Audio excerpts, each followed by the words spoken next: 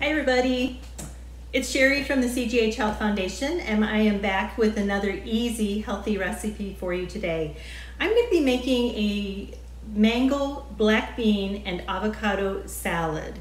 And it is very simple ingredients, but I find sometimes that the simplest ingredients, if you put them together in the right way, can give you some really great tasty results. This salad's going to start off with some lime juice, and that is the only dressing. I'm going to start off with the limes. I like to roll them on the board just a little bit to loosen them up. And anytime that I'm eating something or making something that has citrus juice in it, I like to include a little bit of the zest from the outside of the fruit. So here I've got my little zester here, and I'm just taking off just the green part of the outside of the lime. And I'm just going to do one of the limes. Too much of it might be just a bit too much, but I like to include it because the zest of the lime or the lemon or the orange has some great antioxidants and vitamins. It adds a little bit of fiber, if you will, and flavor. Most of all, there's a great ton of flavor in just the skin of those fruits. So that's the zest of one of the limes, and then I'm going to cut them in half. I'm going to squeeze the limes right into the bottom of the bowl that I'm going to prepare the salad in, and I do that for a couple of reasons. So first of all, anytime I'm making a salad, I like to do the dressing in the bottom of the bowl. Just kind of saves on dishes. And if you're going to a party or a picnic or something like that, that's a great tip, is to create your dressing in the bottom of your salad bowl. And then you can put your sturdy vegetables and fruits on top and the lettuce on top of all of that. You put your lid on, and when you get to the party, you just got to shake it up, and it's ready to serve. The other reason I'm doing this for this salad in particular is that lime juice is going to help us with the onion that comes next. So this salad has just about 2 or 3 tablespoons of diced red onion. And for some people, raw onion is not very palatable. It can be pretty strong. But I find if you put your onion in a little bit of acid, so in this case we got the lime juice going on, we're going to let it sit there in that acid for a few minutes, and that kind of tames it down, makes it taste not so raw and not so strong. So it works out really good for this salad. So far I have juice of 2 limes and 2 or 3 tablespoons of diced red onion in my bowl here. The next ingredient is going to be the avocado. So this salad, it doesn't have really exact ingredients. I'm just kind of doing 1 avocado, 1 mango, 1 can of black beans. You can kind of make it to your taste according to the quantity that you need. Avocados, so if you buy them and use them, you know that there's kind of an art to choosing a ripe avocado. For me, I like to look for, I actually buy them in stages of ripeness. I buy some greener ones and then some that are ready to eat. And one thing that I have found is that if they're getting ripe too fast on you, you can stick them in the refrigerator, and they'll be good for another 2, 3, or 4 days. They continue to ripen, but it goes a lot slower in the refrigerator. Most of the avocados that we buy are these Hass varieties that have the bumpy skin on them. When the skin is about black, and it might still have the stem on it, you see this one does. So if you pull that off, it might still be just a little bit green, and that is okay. If it is, the stem is gone and that little hole there is all kind of shriveled up and dried up, your avocado might just be past its prime. So here's the avocado. Did you know that there are about 9,000 visits to the emergency room every year for avocado cuts? And so you want to take precautions if you're not real confident in your knife skills. So if that is the case, you might get a hot pad or a folded tea towel or a couple of layers of paper towels and put them in your hand before you put the avocado on there. I'm okay with my knife, and hopefully we won't have any issues with that.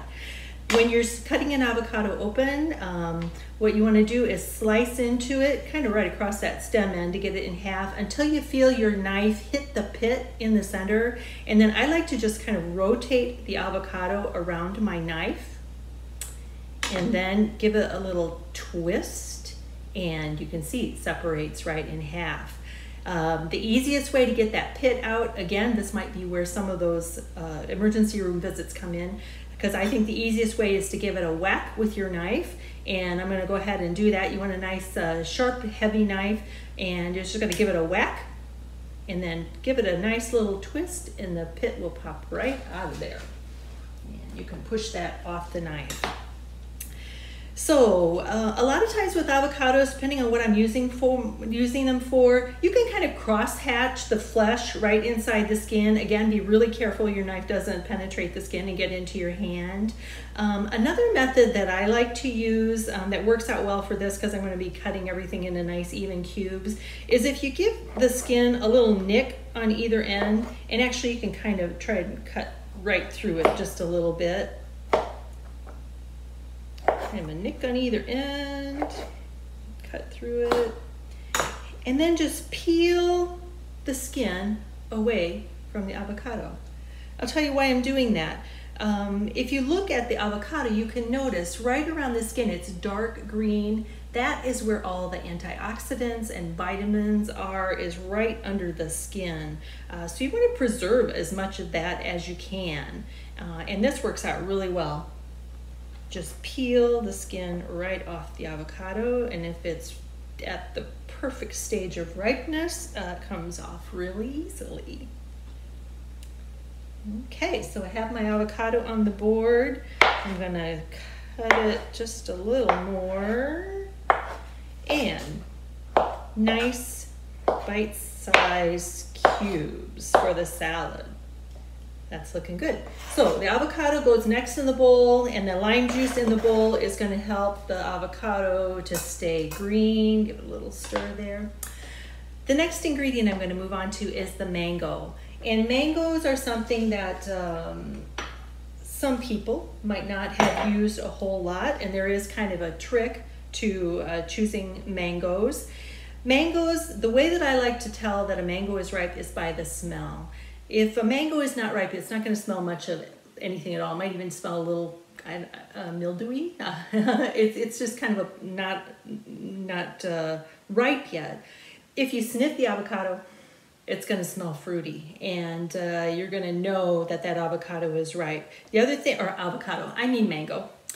So mangoes, if you look at them, they're a little bit wider in one direction than they are the other direction. And that gives you an indication about where the pit is, all right? So with a mango, the pit is really narrow and flat. And so when you are going to cut into it, you want to make sure that you've got the mango oriented right. And a good way to cut it is to take a little slice off the bottom of the mango, and that's going to help it to sit up on your board, just like that. And then make sure that you have the narrow end in this direction. And what you can do then is just slice down each side of that pit with your knife. And again, it's a lot narrower than you believe it is, okay? And you're left with that big slice in the middle.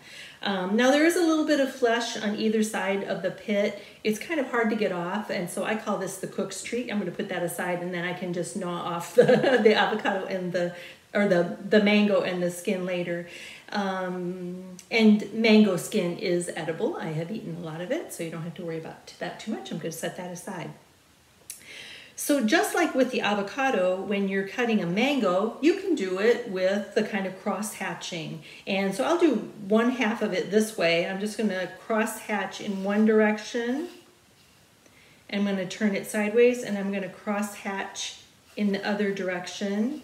And if this makes you nervous, again, watching me cut into it, if you're doing this at home, you could put, again, a layer of paper towel or a hot pad or folded tea towel down before you slice into the mango. And then, and this is, you'll see it presented this way sometimes if you go to buffets and nice hotels, kind of turn it inside out, and you can see that those cubes just kind of pop off the skin of the mango. And so we can cut those right off the skin into our bowl. So that's one way to deal with the mango and get the flesh off. First time I tried mango, I remember that I don't think I liked it very much. It has almost, I thought it tasted almost perfumey. But now I have really grown to love them. So there's the one way to get the mango out of its skin. I'm going to show you another method which is kind of fun and would be fun to do with the kids. And that's using a sturdy drinking glass. You want something that is sturdy. This is not the time to break out the fine china to get the mango. And what you're going to do is, so that end that you cut off the tip, you're going to kind of slide that skin just on the other side of your drinking glass and give it a push, just kind of running the round edge of the drinking glass against the skin, and it separates the mango from its skin just like that, and you're left with a good chunk of mango. Thought that was kind of fun when I saw it. And this does make it kind of easy to lay it on your board and cut it into cubes that are just the right size for this salad. So we have the avocado in the bowl, we have the mango in the bowl. The last thing is a can of black beans, and this is just rinsed and drained black beans that I'm going to add in there. Oh, not the last thing, one more thing. I'm going to add a little bit of chopped parsley.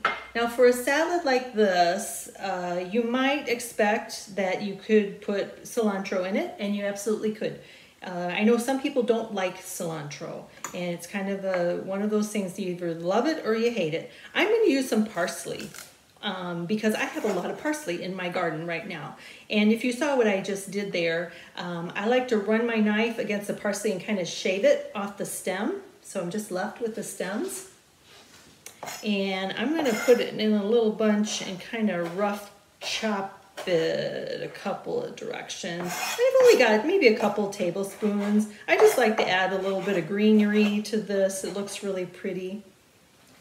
I'm going to scrape that off and put it in here. And that's it, folks. The recipe again, juice of 2 limes, add 2 or 3 tablespoons of diced red onion, a whole avocado, a whole mango, can of black beans, rinsed and drained, and that 2 or 3 tablespoons of parsley. And we're just going to toss it all together. This would make about 2 servings, I think. And so you just double it or triple it according to your needs. The lime juice keeps the avocado from turning brown, so it does last a day or 2 in the refrigerator, but it's not going to last for a long time. Got it all mixed up there. The colors are really pretty if you can see them. And I'm going to grab a fork and give it a little taste test.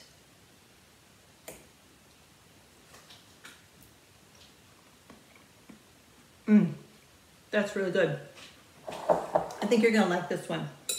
So this recipe, I also will do a blog on my What's Cooking CGH, and the easiest way to find the link to the blog is to go to the CGH website, which is cghmc.com, and click under the Foundation tab or the Education tab, and you will find What's Cooking, and you can go there and see the complete ingredient list. See you next time.